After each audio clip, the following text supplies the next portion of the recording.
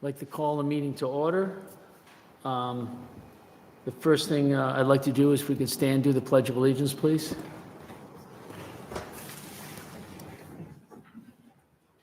I pledge allegiance to the flag of the United States of America and to the republic for which it stands, one nation, under God, indivisible, with liberty and justice for all.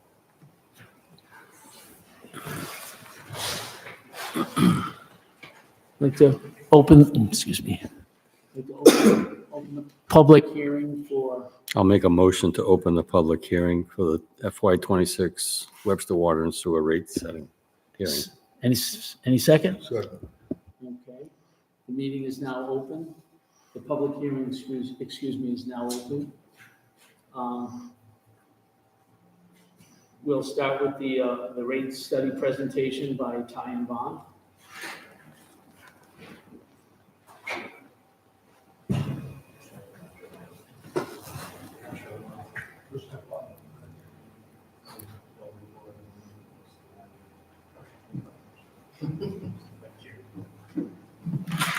If you're going to speak, you need to press that button. Good evening. Jeff Faulkner from Ty and Bond. We're here with my colleague Josh Bouchard. We've been involved with the water and rate study with Webster for several years. The original one several years back, but we do have a lot of active projects going on. So we did an update last year, and we just completed an update for this year. So the goal is to give you a little rundown of the water first and then the sewer. And my colleague will be the main speaker. Can you all hear me? Yes. Okay. Yeah. So before we get started, this is an update from what we did last year. So it's using some information that we had from last year. So some things have changed, some things have not. Before we get started, for those who are new to rate models, I'll give a brief overview what went into this entire process and what we got out of this. So without further ado, how do I get the next slide? There we go. Okay. So the first step to doing the rate analysis is to balancing what's coming into your system through funds and what's coming out of your system through funds. What's coming into your system is project revenues, and what's coming out of them is projected and existing expenditures. Within the expense line item, we have your budgets and actuals that make up your operating expenditures, your existing capital expenses, and existing debt payments. We also have your debt schedule, which allows us to look at your future debt obligations. And finally, what we're looking at and what's the driver of most of these rate increases is your capital improvement projects. Those are your big ticket items for maintenance activities that need to be addressed.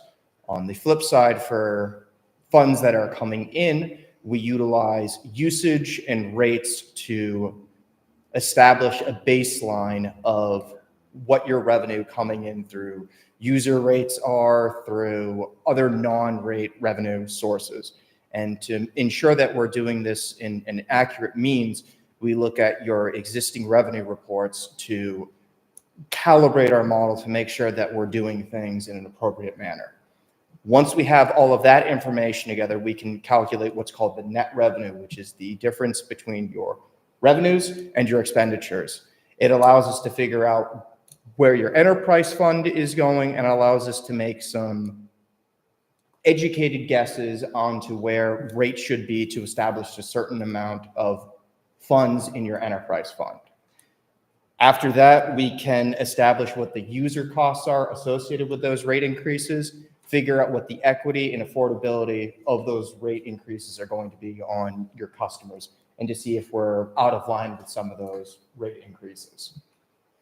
So to get started with the water, next slide. Thank you. So to start with the water one, I'm going to go into a little bit more detail than I normally would for the water section, And when we get to the sewer section, I'm going to go a lot quicker because a lot of the things that we're going to discuss for water are also going to apply for sewer. I'll point out the differences when we get there. So the first thing to discuss is the historical and projected expenditures for the water system. Historically, the town of Webster has had about $2.3 million worth of operating expenditures per year. These expenditures include the costs associated with personnel, purchase of services, supplies, other charges, your capital outlay O&M fund, and your transfer to general fund. The big ticket items on the operating expenditures are your personnel services, your purchase of services, and the transfer to general fund. The transfer to general fund includes your benefits for all of your employees, so it's a pretty big line item. On the flip side, we also have the capital expenditures, which are the costs associated with your debted projects and any capital projects that come directly out of your retained earnings. After we've established a baseline with your historical budgeted expenditures, we take a look at what the projected expenditures are going to be for your utility. For each one of these line items under operating expenditures, you can see year to year the prices are going up. That's to account for any inflation and any variability within the market. So we try to capture a very conservative perspective of where costs are going for you guys. The other thing that you'll see is you'll see line items for debt service CIP.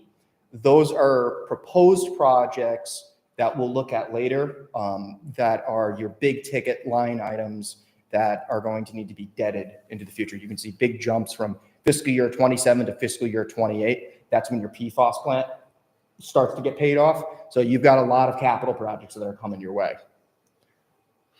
To look at it with a little bit more detail, we looked at your budgetary and actual line items from fiscal year 22 to fiscal year 26, with actuals only having fiscal year 22 to fiscal year 24, because 25 is not over yet.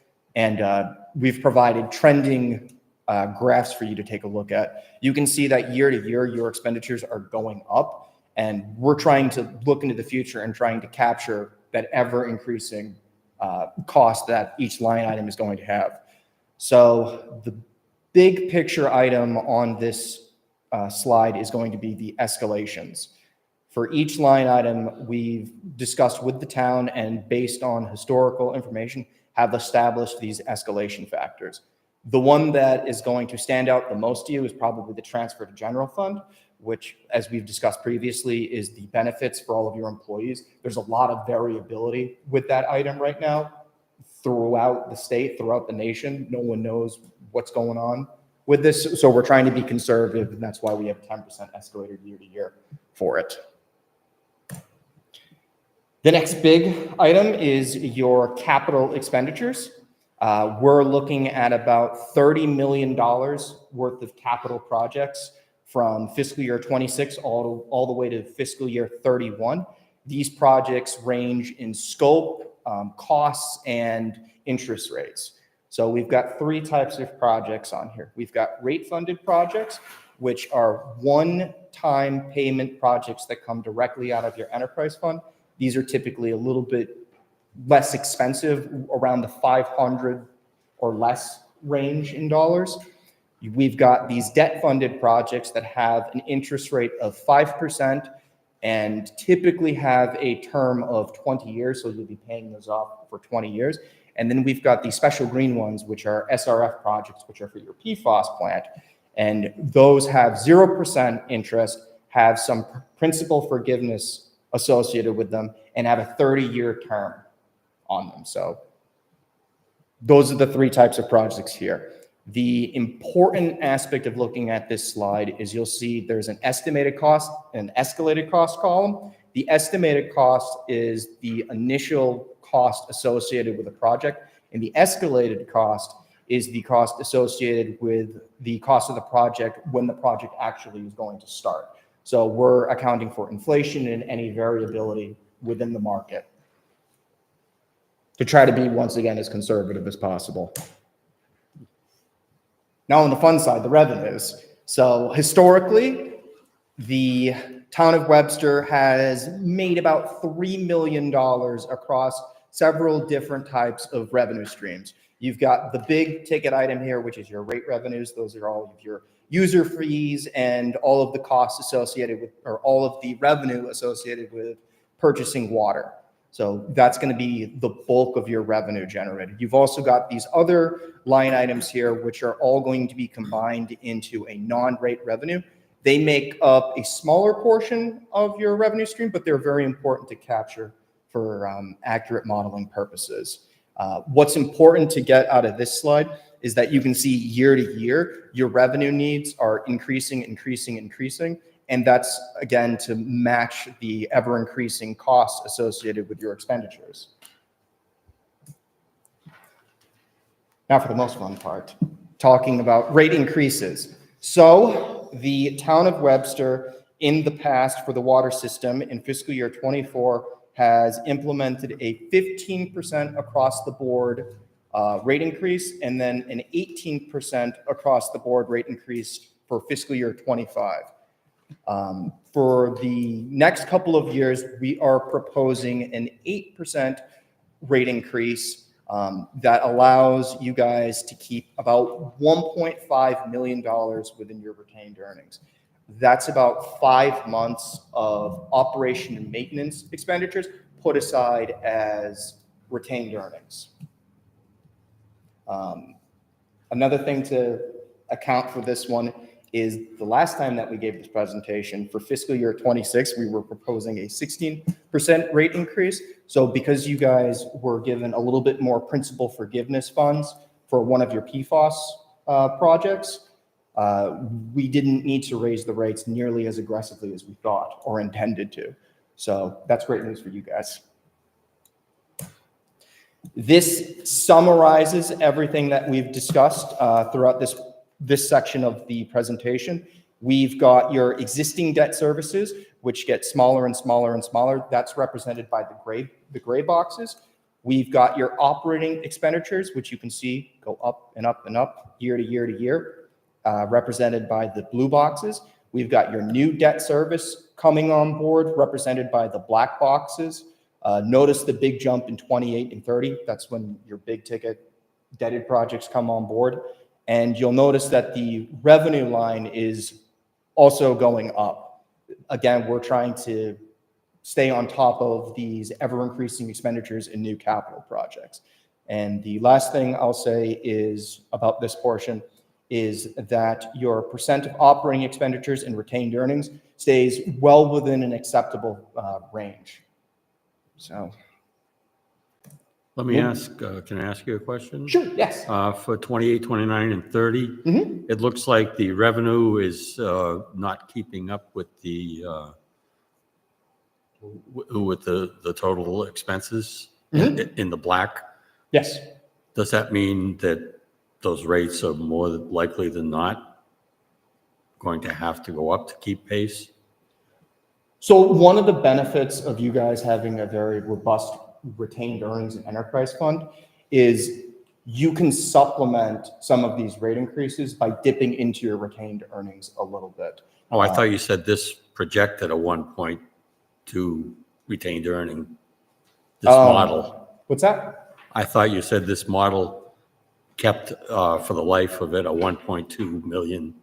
About 1.5 million. It goes up and down year to year, but the intent of that is so instead of raising your rates to keep 1.5, you can go down a little bit, come back up, go down, and come back up as necessary. I don't know how to go back.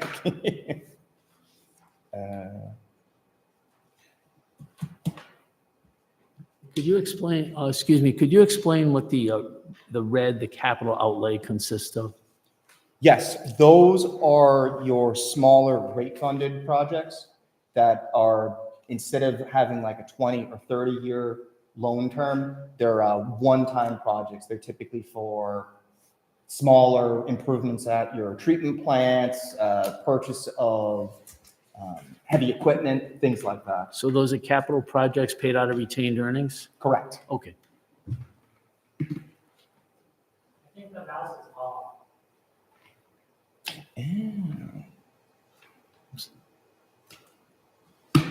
Here we go.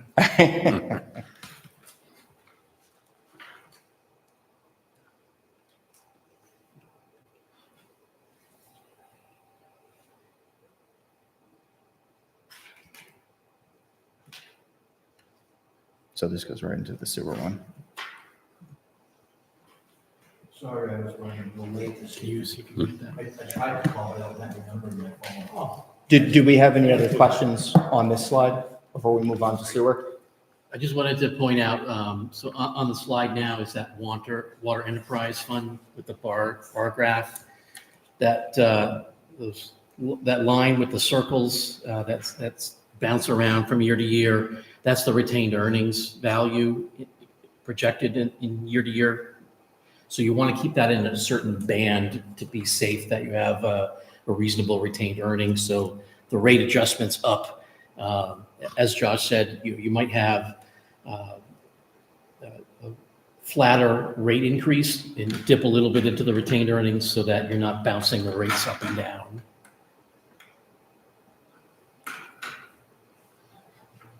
All right, moving on into sewer. Like I said, I'm going to go pretty quickly through this portion. We're looking at very similar line items. One of the big differences here will be this residuals line item. That is your sludge removal cost for wastewater enterprises. That's typically one of the largest expenditures. The town has done a great job of trying to stay on top of that expenditure and budgeting appropriately for that, keeping $626,000 in there for fiscal year 26. You'll notice year to year after that, we're going up pretty aggressively. Again, there's a lot of variability within that one. A lot of unknowns in the industry where those costs are going to go up to. So that's why we're carrying a very conservative escalation factor for that one. We're looking at very similar capital line items. We got your debt service, your capital outlay debt, capital outlay retained earnings, and year to year, typically the sewer system has expenditures at about $6.5 to $7 million. We're projecting out to fiscal year 30 that your expenditures are going to go up to about $8.5 million. Those are mostly driven by your capital projects, but it's also driven a lot by this transfer to general fund, which again is your employee benefits, your personnel services, your purchase of services, and your sludge removal costs. Looking at the individual trends, we use very similar escalation factors based on input from the town and based on what the trends in the data was showing us. You'll see those 10% escalation factors apply to your residuals and transfer to general fund. Same reason that we did it for water, and I was just discussing why we have that big escalation factor for your sludge removal. Again, your costs are going up year to year. We're trying to keep up with that with the model. You have about 10 projects in your CIP planner. Most of them are rate funded and are going to be done in 2026. These again are those smaller, lower hanging fruit type items. We've got 3 rather large debt funded projects coming on in 2027, 2028, and 2030. A $5.2 million aeration improvement project, a chlorine gas system, about $1 million, and a wastewater treatment plant biosolids project, about $7.6 million.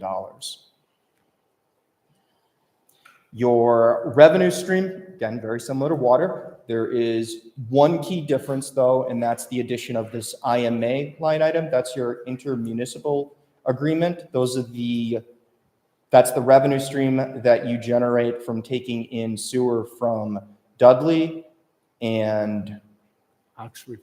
Oxford, thank you. I couldn't remember if it was Oxford or Oxford. So that's a substantial revenue stream, is your IMA and your rate revenue. And again, we've also included the non-rate revenue on there as well. The rate increases for the next couple years is 8% and then 10% in fiscal year 29 and 30. And to give perspective to it, in fiscal year '24, we implemented, or the town implemented a 10% rate increase and then a 0% rate increase for fiscal year '25. The goal for the retained earnings for the wastewater system was to keep about $2 million within your retained earnings. It goes up and down very similar to water for the same purposes of trying to supplement the rate increases by dipping into your retained earnings a little bit. And to show it in a graphical form, same colors representing the exact same thing. You've got your capital expenditures in red, you've got your new debt in black, your existing debt in gray, and your total operating expenditures shown in blue.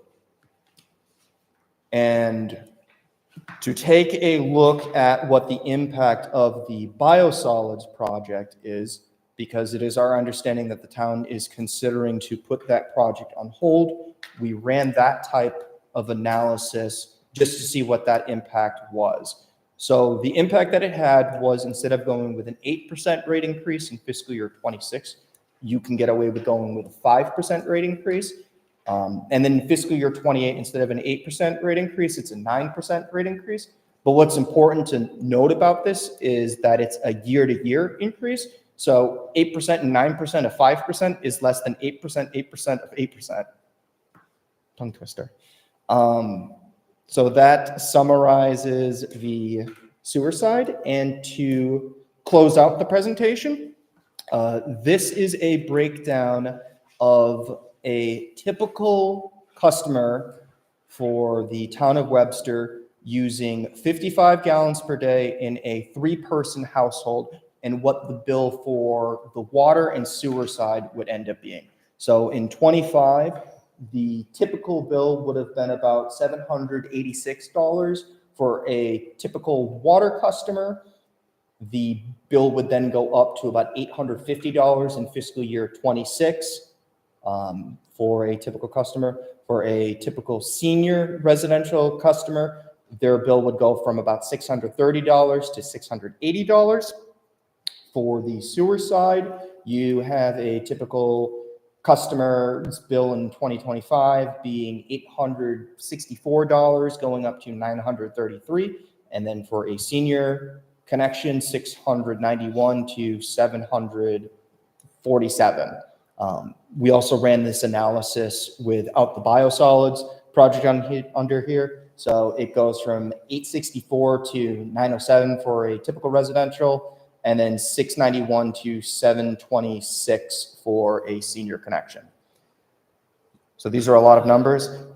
To bring this all home and to put it into perspective, we looked at a household burden indicator, which is an indicator of what the impact of an annual bill will be on your lowest quintile income bracket. That's your most vulnerable income bracket. It represents the lowest income in a community.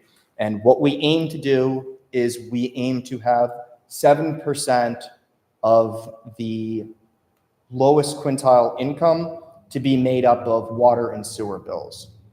You'll notice that there's one red box on here of 7.2 happening in fiscal year '30. Because of the way that we are doing this analysis with a 1% escalation year to year, that's a very conservative value. Typically, the LQI goes up a little bit more than 1% per year. So the fact that it's happening all the way in fiscal year '30 is a good indication that it should be okay. Based on Webster's individual census data, we've determined that these rate recommendations are going to create a moderate to low burden for your customers. And that's all I've got for you. Thank you for the breakdown. It's a good way of visualizing the projection of expenses in the next 5 to 7 years.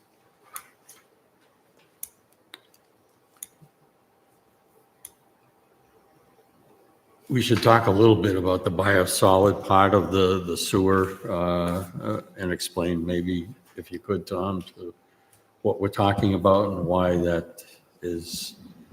Yeah, we've been discussing putting that project on hold. Last fall, well, I'll start from the beginning. Last fall, we did an article for the design of that project, but we have not signed the agreement on the design.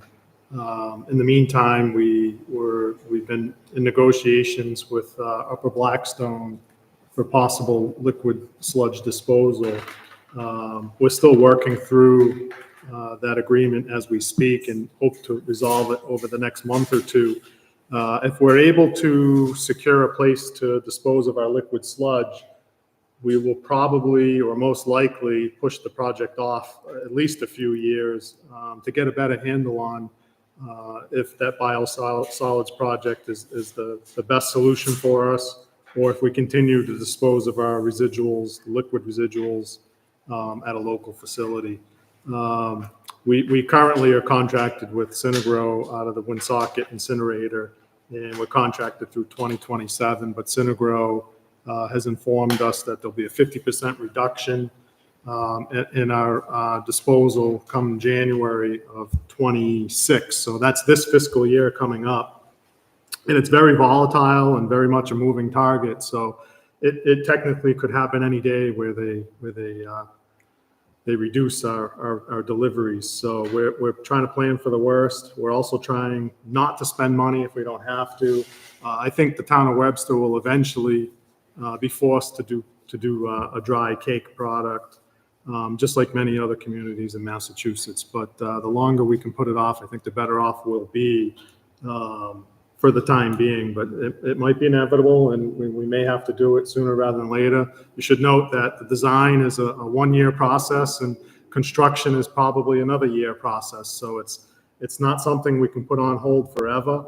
I can share with you Upper Blackstone, which is the largest disposal place here in our area in central Mass. They're also considering a dry form cake product at their facility.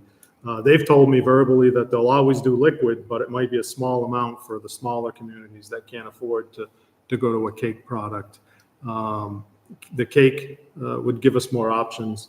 And we've talked a little bit about maybe we have the ability to do cake and liquid sludge to give the town many options in the near future. But we just want to really think this one through before we spend $6 million. That's a lot of money.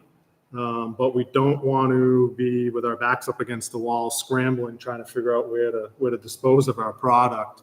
I have town council reviewing our contract as we speak with our current vendor, and then looking at securing, like I mentioned, Upper Blackstone. We'll know a little bit more over the next couple of months, but for the time being, we've kind of put it on a hold. And I asked Time Bond to, when doing this rate study, and you saw they provided in the slides there with and without the project, so you could kind of see the impact. I thought it was important to kind of know what we were talking about as far as rates go. More to follow on this one in the near future. Yeah. We're not the only community dealing with it. There are many others. State and federal regulators are well aware of the issue, and we're all kind of working through it together. I think the other thing that the public should be aware of is we generate about 6 to 8 trailer truck loads of waste per week. And that's why the costs are so high in the budget for taking those trailers to right now Woonsocket, but it could be anywhere if we have to move and send it elsewhere. Could be further away, the costs go up at that point. And it's a very tenuous situation. And right now, as was said, you can either process sludge, which is a higher concentration of water, or cake. The cake is lower to transfer because it's less weight, but it's also more expensive to process. So we have to look at that. And first of all, the whole scene of processing waste is dynamic right now. And places are, only accepting this and not that, or they prefer this, or they prefer a certain percentage of liquid, of solid in their sludge. And it's a tough world trying to navigate through that at this point in time. But I think the other factor is also there's a shadow of PFAS out there, also in waste. And if destinations that process this waste start looking at the PFAS content until we get our plants in order for treatment, that could be another additional problem to solve. So it's a very, and I thank everybody in the water department and Tom and sewer department for the work that they're doing to try to navigate and maintain a cost structure that is agreeable. We've tried to level these rate increases instead of having big hits to take on all this expense that, the PFAS treatment is what, about 35 million? Yep. That's got to be paid for. We started out years ago with the gray water, the brown water, and we knew we had to replace the sewer project, the sewers, the water lines throughout town. We're doing that, but we've had to slow that a bit because we're taking on the PFAS and everything else. So there's a lot going on, and we're trying to keep the pain reasonable and spread out throughout the projects. I had one question regarding the residuals or sludge, whatever you want to call it. The budget shows 470,000, and in our meetings, we discussed the fact that if we do go to Worcester, to Blackstone Valley, that's going to blow that number out. So, I mean, if the biosolids project is put off for a while, there'll be some savings there, but that 8% rate increase is based upon a $470,000 number, which I'm afraid might prove to be pretty low. I don't know. Yeah, it's very possible. We had adjusted that number last fiscal year to account for all the shutdowns that we had caused by Synagro and their issues at their incinerator. We were forced to haul to Upper Blackstone at a 40% markup last fiscal year. So we had blown the budget last year. So we budgeted more for fiscal 25, and then we didn't have to haul as much to Upper Blackstone. So it looks like we're in good shape this fiscal year. And then going into fiscal 26, we're unsure where to put that number. Didn't want to artificially inflate it. So it's probably a little bit on the heavier side now at the 470, or at least I hope it is. But very well could exceed it. It's such a moving target. It's difficult to put an exact number on it, but I think we'll be okay. Yeah. To Earl's point, we do our best to bring the solid content up as much as we can. We average 4.2% solids in our liquid sludge. Upper Blackstone, for example, with like 6 or 7%. Our facilities, 40, 50-year-old dewatering presses. And when we try to go above 4.2, it start breaking stuff. And it gets very expensive to repair pumps and motors. And so we're really limited to what we have for equipment down there. And it is an aging facility that has not had any upgrades in a very long time. So sooner or later, we'll have to do something. And so that's why I say I don't think cake is off the table. The biosolids project will happen. It's just a matter of when. And I think that's why we're looking to keep our retained earnings at the 2 million plus level, just in case, uncertain things happen that blow out the costs for this sludge treatment. So I think that's a wise and healthy move to try to keep that up. I guess at this point, we throw it out to see if anyone has any questions or, I know it's pretty arcane, but that's what we kick around on a monthly basis. Is there anybody here for the hearing that has any questions? If that's the case, I'll somebody make a like to- motion to close the hearing. All in favor? Aye. Okay, the hearing is closed, and now we'll open a meeting to discuss the sewer rates for FY '26. You want to do the sewer rates first? It doesn't matter. I mean, Okay. the 8%, I know last year we had no increase. I think the 8%, considering that we had no increase the previous year, is within reason. It doesn't raise the average bill that much. I think it'd be it kind of works out, again, on that 8%. That would be my recommendation. I don't know if anybody has any other thoughts. I mean, going just with sewer now or water and sewer? We're talking sewer now, then we'll subsequently discuss water. Well, I think the sewer presented an alternative plan if we're putting the biosolids, pushing it out a little bit, and I think that's what we're thinking. Yes. Am I allowed to speak at this point? Sure, yes. So just to clarify on the sewer rate side, if you would like to start the design of the biosolids project within the next year, the recommendation is a 8% increase. If you are putting that design on hold, then the recommendation is 5% on the sewer side. And in the meantime, we've got retained earnings of over 2 million. My personal preference is to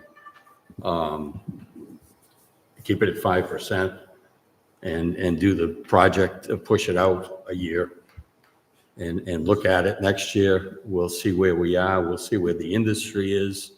We'll see what our possible resources are to reach out for.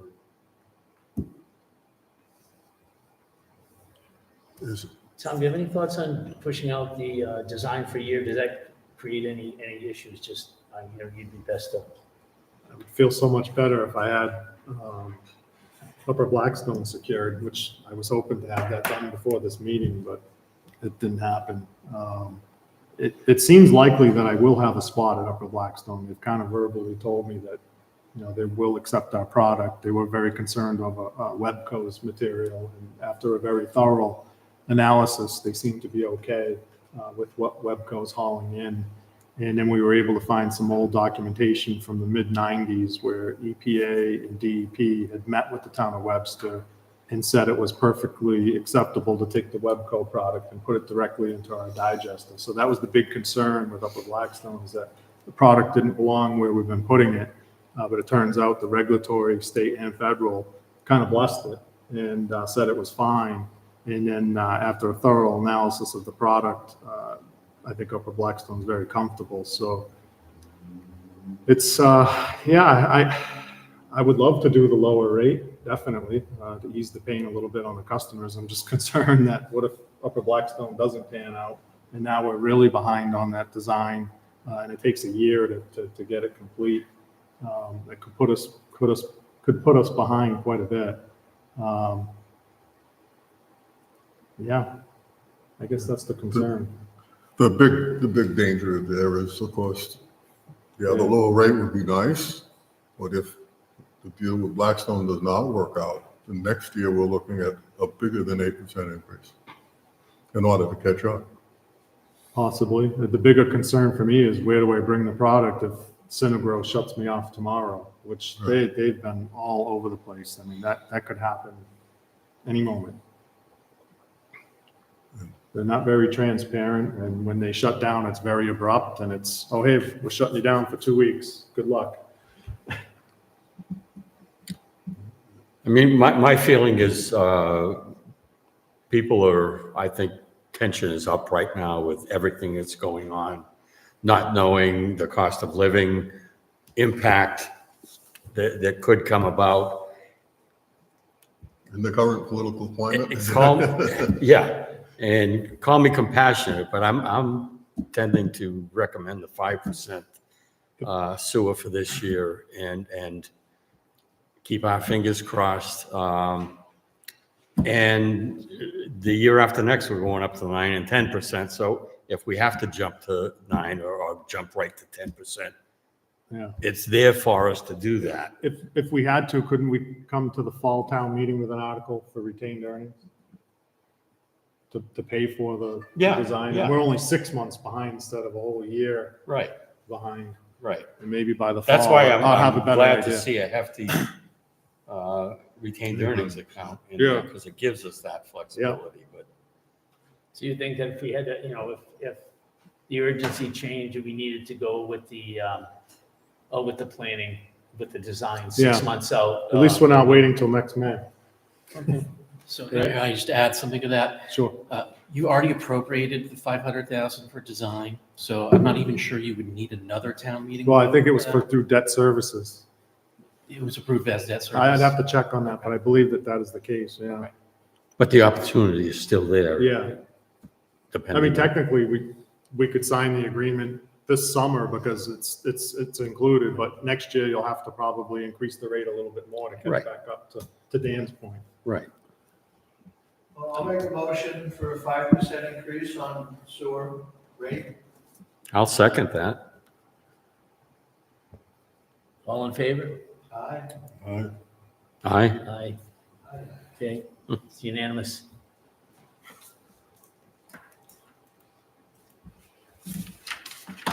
Well, let's attack the water.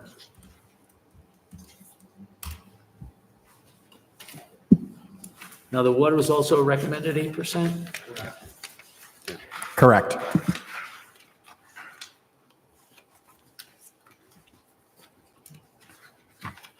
And I know we've started issuing borrowing for the PFAS project, but there'll be more borrowing in the next year or two. So I think